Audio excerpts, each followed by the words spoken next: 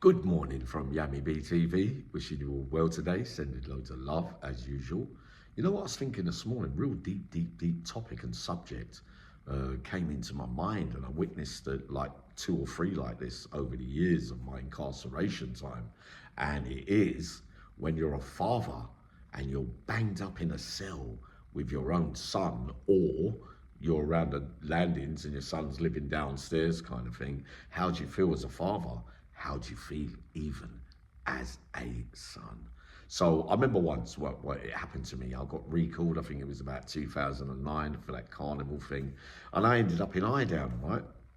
So, and I hadn't had a lot of contact with my son over the years anyway at that time, right? So a screw walked up to me and he said to me, "Have you got a son?" And I said to him, "Yeah." He goes, "Was he here like a year ago or something like that?" I said, "I might have heard that. I'm not sure. But yeah, I think he was in Highdown prison at some stage of his life. He hasn't been to prison much, my son, only once, thankfully. But he said, your surname is very unfamiliar, but your son was a real problem, and blah. So I started to, because I didn't have a lot of information and a lot of contacts with my son during these times, I was pushing him for a bit of information and that kind of stuff. And he was telling me things that really upset me. You know, he was fighting, that kind of stuff, getting into wars regular.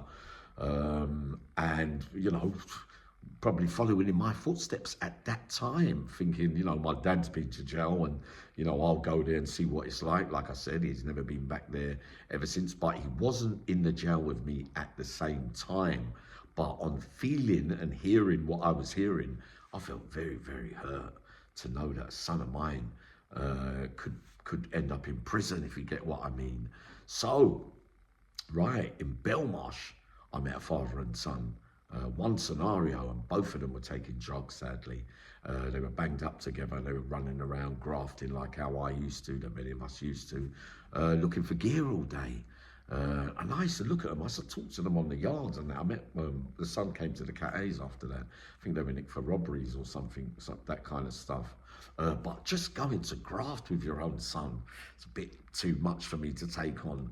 Like me, I would always think, like, I wouldn't want anything, like if I got nicked, I wouldn't want my son to get nicked with me, if you get what I mean. So we know that it's a thing that you're showing your son the wrong way to do things. How do you feel as the father and the son?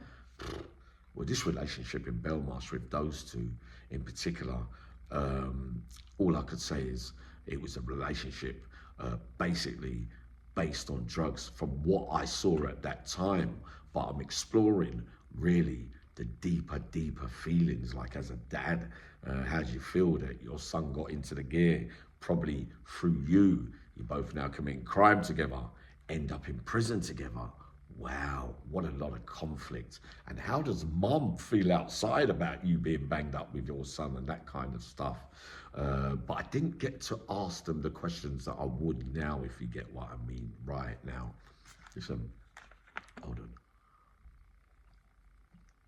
So, there's been other scenarios that I've seen along the years as well, where father and son are on the same landing and things like that. And father's very soft man, like doesn't get into any trouble and beef and that kind of stuff. They're not co-defendants, these two that I'm talking about now, like the previous two.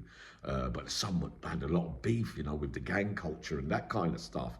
But his dad felt it was his duty to come out and have a go and protect him, if you get what I mean, which is probably what any dad would have to do. But, you know, the conflicts of interest there as well are probably upset the old man's thing. But how did he feel having his son in the same jail as him? I don't care what anyone says, it can make you feel real bad about yourself, unless, of course, you got no feelings towards it at all, if you get what I mean. But I think on this occasion, sorry to babble there a little bit, but I think this guy already been in jail 15 years, the dad, so he's left his son out there committing his crime and, you know, following in his dad's footsteps, and then to end up in the same jail as him. Wow.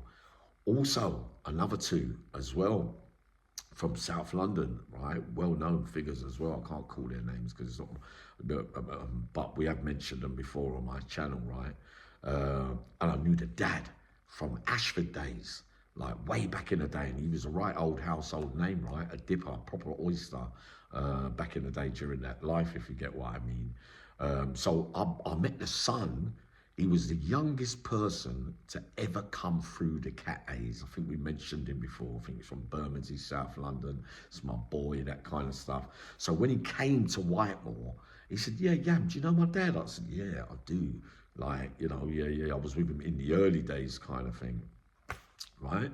Not going to say what the conversations took place around it because it's all family stuff, if you get what I mean. A few years later, I'm in Wandsworth, sitting on a visit with a son. The dad is on D-Wing, going through his own stuff as well with drugs and things and that kind of stuff as well. And I asked him, I said to D, what's your dad saying? Yeah, Yam, they're taking liberties with my dad on D-Wing because he was on, I was on the main at the time.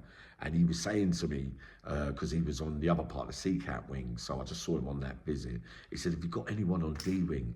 Because they're taking my dad, like I was sending him over burn and drugs and things, making sure that he's all right and that kind of stuff.